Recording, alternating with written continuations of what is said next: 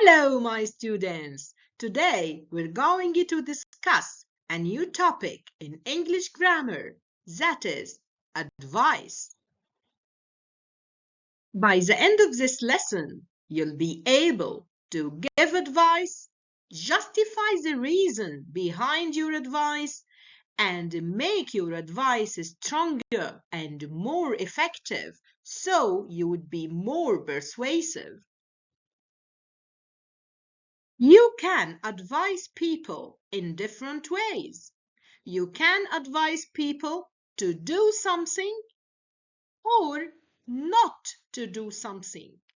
What are the expressions that we use in order to advise people to do something? We can say, why don't you? Why don't you?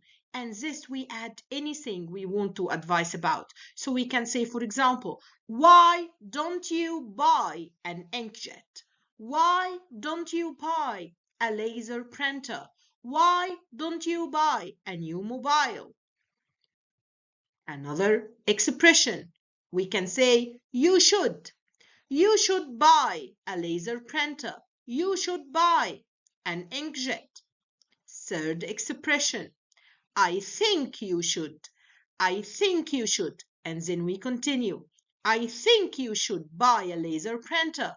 I think you should buy an inkjet.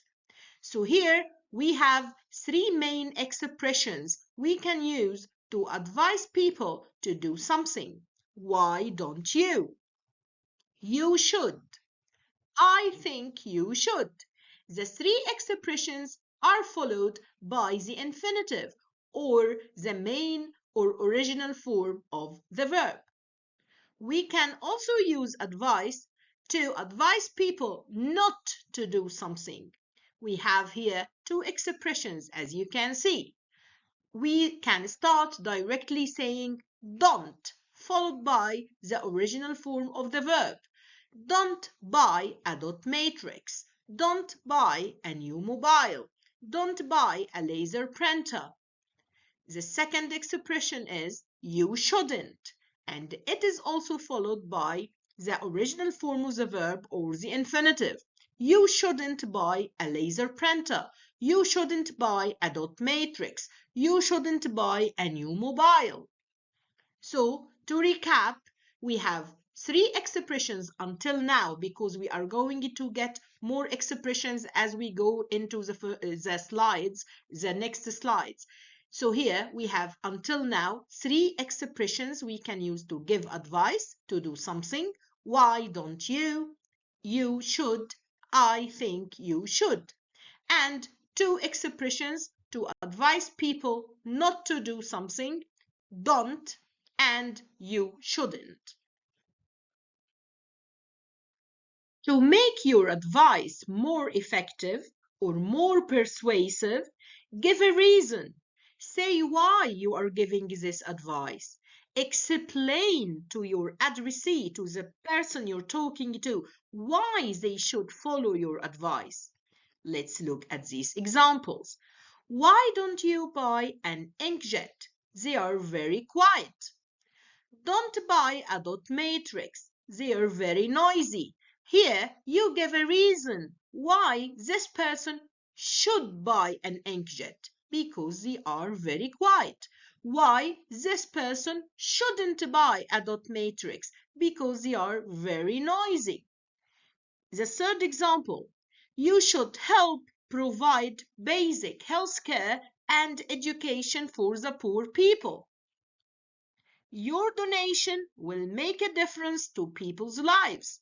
Here, you are advising a person or a group of people to provide donations or health care and education fees or something for the poor people. And then you give a reason, you provide a reason why they should do that. When you provide a reason, you are more effective and you may be more able to persuade the person to follow your advice. You can use to make your advice stronger. Since to has a negative connotation, You may be able to persuade your addressee or the person you're talking to follow your advice.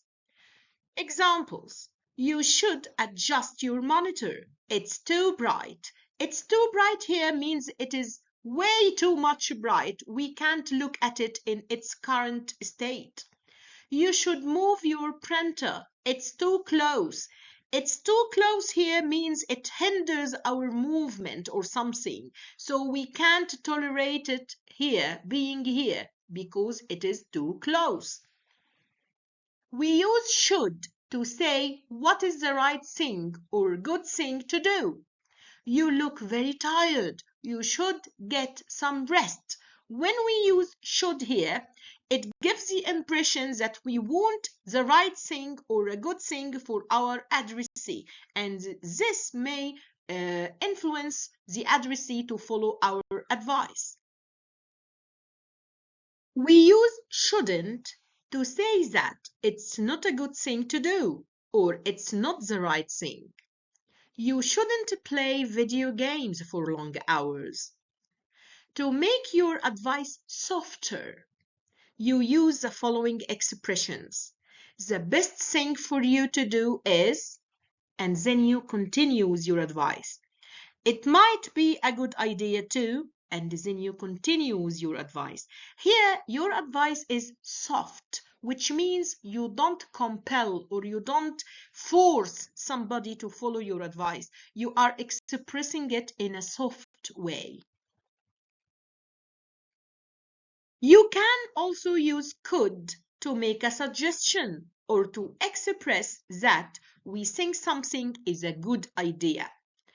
For example, you could ask for some help. You're overwhelmed and the deadline is approaching. So here, what I am saying is that I think it is a good idea for you to ask for help, or that I suggest that you ask for help, and then I give a reason. So here, my advice is persuasive or effective. We have more expressions we can use to give advice, like had better not, and ought to. For example, a doctor can give you advice saying, you ought to take your medicine, you ought to get more exercise, you had better lose weight, you had better not eat fast food. So here, ought to, had better not can be used in expressions to give advice. Note that had better always talks about the present or the future and never about the past, although the use of had may confuse you since had is the past form of have, and you may get the impression that we're speaking about some past situations or something. No, had better is an expression used to give advice in present or future situations or concerning present and future situations. For example, you'd better study for tomorrow's test. So here, the test is tomorrow. It is in the future, and I am giving you an advice to study using had better. And here we have a contracted form with U apostrophe D, and it is pronounced as you'd. You'd better study for tomorrow's test.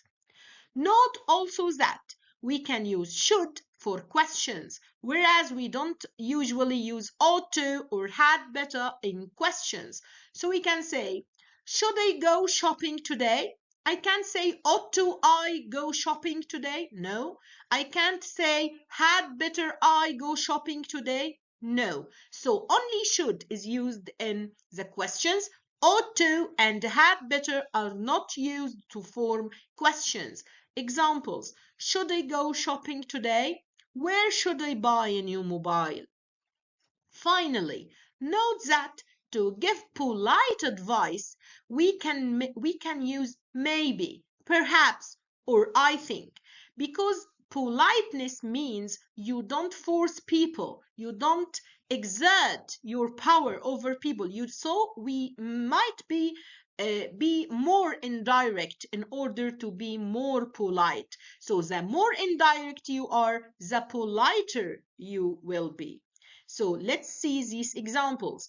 Perhaps you ought to eat more fruit. So here you're not imposing on the addressee, you're not forcing the addressee, but you're just giving an advice or a suggestion, and it is a soft one since you're using perhaps or maybe or I think. Maybe you should stop giving me advice. So here, maybe makes your demand or request or advice softer. There are more structures which we can use to give advice. So please here, learn these structures with me. If I were you, I'd study harder. If I were in your position, I'd study harder. If I were in your shoes, I'd study harder. Right here, I apostrophe D, the apostrophe D stands for would. So if it is, if I were you, I would study harder. If I were in your position, I would study harder. If I were in your shoes, I would study harder.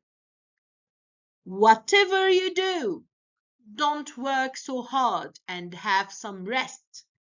Have you thought about going on vacation? Why don't you watch more English films? All these expressions of giving advice are soft, are polite, because they are indirect. When you use these structures, you don't impose, you don't force your addressee to follow your advice. Thank you for your listening.